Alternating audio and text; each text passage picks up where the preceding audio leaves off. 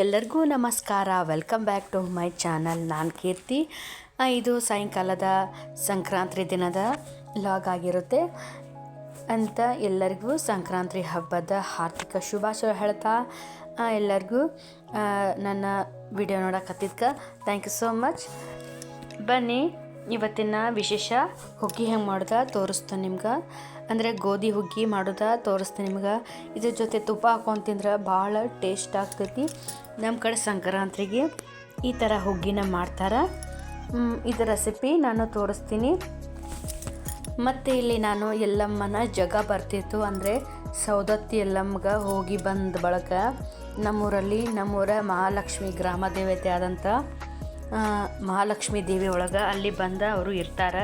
ಅಲ್ಲಿಂದ ನಾಷ್ಟ ಊಟ ಎಲ್ಲ ಮುಗಿಸ್ಕೊಂಡ ಇವಾಗ ಎಲ್ಲಮ್ಮನ ಗುಡಿಗೆ ಹೋಗ್ತಾರೆ. ಅಂದರೆ ನಮ್ಮೂರಲ್ಲಿರೋ ಎಲ್ಲಮ್ಮನ ಗುಡಿಗೆ ಹೋಗ್ತಾರೆ. ಹೋಗುವಾಗ ನಾವು ನೀರು ಹಾಕ್ತೀವಿ, ಅಂದರೆ ದೇವರಿಗೆ ಇಲ್ಲಿ ದೇವರ ಪಾದಗಳಿಗೆ ಅಂತ ನೀರು ಹಾಕ್ತಾರೆ. ಇಲ್ಲಿ ನಾವು ಅದನ್ನು ಮಾಡಕತ್ತಿದ್ವಿ.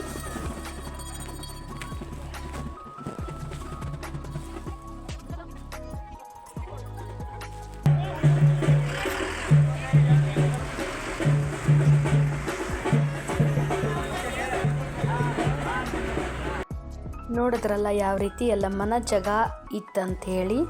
ಇಲ್ಲಿ ನಾನು ಗೋಧಿ ಹುಗ್ಗಿ ಮಾಡೋಕ್ಕೆ ನಿಮ್ಗೆ ಆಲ್ರೆಡಿ ಗೋಧಿ ಹುಗ್ಗಿ ಮಾಡೋದು ತೋರಿಸೀನಿ. ನಾನು ಸಕ್ಕರೆ ಹಾಕಿ ಮಾಡೋದು ತೋರಿಸೀನಿ. ಇವತ್ತು ಸಕ್ಕರೆ ಮತ್ತು ಬೆಲ್ಲ ಹಾಕಿ ಮಾಡೋದು ತೋರಿಸ್ತನು. ಮೊದಲಿಗೆ ನಾನು ಗೋಧಿಯನ್ನು ಪಾಲಿಸ್ ಮಾಡ್ಕೊಂಡು ಬಂದಿದ್ವಿ. ಅದನ್ನು ಚೆನ್ನಾಗಿ ತೊಳ್ಕೊಂಡ ಇದನ್ನು ಕುಕ್ಕರಲ್ಲಿ ಹಾಕಿ ಒಂದು 5-6 ವಿಸಿಲ್ ಬರೋವರೆಗೂ ಇದನ್ನು ಕೂಗಿಸಿ. ಯಾಕೆ ಅಂದರೆ ಇದು ಹಣ್ಣಾಗಿ ಕುದಿಬೇಕು. ಇಲ್ಲಿ ನಾನು ಪಾಪಡಿಯನ್ನು ಕರಿಯಕತ್ತೀನಿ. ಅಂದ್ರೆ ಹುಗ್ಗಿ ಜೊತೆ ಪಾಪಡಿ ತುಂಬಾ ಚಲೋ ಟೇಸ್ಟ್ ಆಗ್ತೈತಿ. ನಮ್ಮ ಸೈಡ ನಾವು ಪಾಪಡಿ ಮತ್ತು ಅಕ್ಕಿ ಸ್ಯಾಂಡ್ಗಿ ಎಲ್ಲ ಕರಿತೀವಿ. ನಾನು ಪಾಪಡಿ ಜಾಸ್ತಿ ಇತ್ತು ಅಂತ ಹೇಳಿ ಅದನ್ನು ಕರಿಯಕತ್ತೀನಿ. ಅಂದರೆ ಹುಗ್ಗಿ ಜೊತೆ ಇದು ಟೇಸ್ಟ್ ಕೊಡ್ತೈತಿ. ಮತ್ತು ನಾನು ಗೋಧಿ ಹುಗ್ಗಿ ಮಾಡೋದ ನಿಮ್ಗೆ ಆಲ್ರೆಡಿ ಒಂದು ವಿಡಿಯೋದಾಗ ಲಾಂಗ್ ವಿಡಿಯೋದಲ್ಲಿ ಹಾಕಿದ್ದೀನಿ. ಪ್ಲೀಸ್ ಒಮ್ಮೆ ನೋಡ್ಕೊಂಡು ಬನ್ನಿರಿ. ಹಾಲು ಹುಗ್ಗಿ ಮಾಡೋದ ತೋರಿಸಿ ನಿಮ್ಗೆ.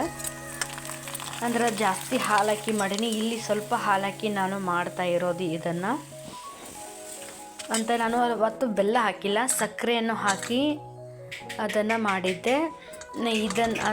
ಅದ್ರೊಳಗೆ ಡ್ರೈ ಫ್ರೂಟ್ಸ್ ಎಲ್ಲ ಹಾಕಿದ್ದೆ. ಈ ಥರಗೇನು ಡ್ರೈ ಫ್ರೂಟ್ಸ್ ಏನು ಹಾಕಿಲ್ಲ. ನಾನು ಸಿಂಪಲ್ಲಾಗಿ ಮನೆಯಲ್ಲಿರುವಂಥ ಮೆಥಡಿಂದ ಮಾಡುವಂಥ ರೆಸಿಪಿ ಇದು.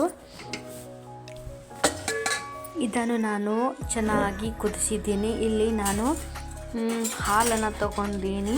ನೋಡಿರಿ, ಇಲ್ಲಿ ನಾನು ಹಸಿ ಹಾಲು ತೊಗೊಂಡೀನಿ. ಮತ್ತು ಇಲ್ಲಿ ನಾನು ಮತ್ತೊಂದು ಪಾತ್ರೆ ಒಳಗೆ ಇದನ್ನು ಹಾಕೋಬೇಕು. ಮೊದಲಿಗೆ ನಾನು ಇದನ್ನು ಮುಗಿಸ್ತೀನಿ. ಅಂದರೆ ಚಮಚೆಯಿಂದ ಇದನ್ನು ಚೆನ್ನಾಗಿ ಮುಗಿಸ್ಬೇಕು. ಮುಗಿಸಿದ್ರೆ ಅದು ಟೇಸ್ಟ್ ಭಾಳ ನುಣ್ಣಗೂ ಆಗ್ತೈತಿ, ಟೇಸ್ಟನ್ನು ಚಲೋ ಕೊಡ್ತೈತಿ. ಮತ್ತು ಈ ಕಡೆ ಹಳ್ಳಿ ಸೈಡ್ ಹತ್ರ ಇದನ್ನು ಜಾಸ್ತಿನೇ ಪಾಯಸ ಮಾಡ್ತಾರ್ರಿ. ಯಾಕಂದರೆ ಎಲ್ಲರೂ ವಿಶೇಷ ದೊಡ್ಡ ಫಂಕ್ಷನ್ಗೆಲ್ಲ ಹುಗ್ಗಿನ ಮಾಡೋದ ನಮ್ಮ ಸೈಡ. ನೋಡಿ, ನಾನು ಮತ್ತೊಂದು ಪಾತ್ರೆ ಒಳಗೆ ಇದನ್ನು ಹಾಕೊಳಕತ್ತಿದ್ನೆ. ಇದನ್ನು ಹಾಕೊಂಡು ಇದನ್ನು ಬಾಳೋತನ ನಾನು ಮುಗಿಸಿದ್ದೆ. ಮತ್ತೊಂದು ಪಾತ್ರೆ ಒಳಗೆ ಹಾಕೊಂಡು ಇದನ್ನು ಬಾಳೋತ ಮುಗಿಸಿದ್ದೆ. ಆ ವಿಡಿಯೋನ ಶೂಟ್ ಮಾಡಿಲ್ಲ ನಾನು. ಮತ್ತು ನಾನಿಲ್ಲಿ ಹಸಿ ಹಾಲನ್ನು ತೊಗೊಂಡಿನಿ ಅಂತ ಹೇಳಿದೆ ನಿಮಗೆ ಆವಾಗಲೇ. ಹಸಿ ಹಾಲನ್ನು ಇದಕ್ಕೆ ಟೇಸ್ಟ್ ಕೊಡ್ತೈತಿ. ಮತ್ತು ನಾನಿಲ್ಲಿ ಮುಗಿಸ್ಬೇಕಾದ್ರೆ ಒಂಚೂರು ಬಿಸಿನೀರನ್ನು ಕಾಯಿಸಿ ಹಾಕ್ಕೊಂಡೀನಿ ಉಗುರು ಬೆಚ್ಚಗೆ. ಇನ್ನು ನೋಡಿರಿ, ನಾನು ಇಲ್ಲಿ ಇಟ್ಟು ಚೆನ್ನಾಗಿ ಇದನ್ನು ಕೈಯಿಂದ ಮುಗಿಸೀನಿ ಅಂತ ಇನ್ನೂ ಕುದಿಯೋಕೆ ಇಟ್ಟಿಲ್ಲ. ಇವಾಗ ಇಡ್ತಾ ಇದ್ದೀನಿ. ನೋಡಿರಿ, ಇಲ್ಲಿ ನಾನು ಬಿಸಿನೀರನ್ನು ಹಾಕ್ಕೊಂಡು ಇದನ್ನು ಮುಗಿಸ್ಕೊಂಡಿದ್ದೀನಿ. ಆಮೇಲೆ ನಾನು ಅರ್ಧ ಜಾಜಿಕಾಯಿ 5 ಏಲಕ್ಕಿಯನ್ನು ತೊಗೊಂಡಿನಿ. ಇದನ್ನು ನಾನು ಕುಟ್ಟಿ ಇಟ್ಕೊತೀನಿ. ಆಮೇಲೆ ನೋಡಿ, ಇಲ್ಲಿ ಕುದಿ ಬರ್ತಾ ಇದೆ. ಒಂದು ಕುದಿ ಬರಬೇಕು, ಅಂದರೆ ಇದನ್ನು ಚೆನ್ನಾಗಿ ಕುದಿಸ್ಕೊರಿ. ಆಮೇಲೆ ನಾನು ಇಲ್ಲಿ ಅರ್ಧ ಬೆಲ್ಲ ಅರ್ಧ ಸಕ್ಕರೆಯನ್ನು ತೊಗೊಂಡಿನಿ. ಇದನ್ನೇನು ಕ್ವಾಂಟಿಟಿ ಒಳಗೆ ಹೇಳ್ತಿಲ್ಲ, ಅಜ್ಮಸ್ ರೀತಿಯೇ ನಾನು ಹೇಳ್ತಾ ಇದ್ದೀನಿ. ಮೊದಲಿಗೆ ಬೆಲ್ಲವನ್ನು ಹಾಕ್ಕೊಂಡು ಸಕ್ಕರೆ ಎಷ್ಟು ಬೇಕಷ್ಟು ಹಾಕೋರಿ, ರುಚಿ ತಕ್ಕಷ್ಟು. ಇದನ್ನು ಬಳೋತನ ಕುದಿಬೇಕು. ಇದು ರುಟು ಅಂತ ಕುದಿಬೇಕಾ, ಅಂದರೆ ಇದು ಚೆನ್ನಾಗಿ ರುಚಿಯಾಗಿ ಬರ್ತೈತ್ರಿ.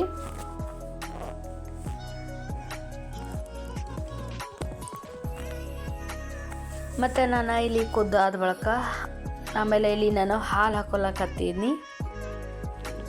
ನೋಡಿ ನಾನು ಅರ್ಧ ಮೆಳ್ಳಿ ಅಷ್ಟು ಹಾಲು ತೊಗೊಂಡಿನಿ, ಅದನ್ನು ಹಾಕ್ಕೊಂಡೀನಿ ಎಲ್ಲ ಅದ್ರಾಗ.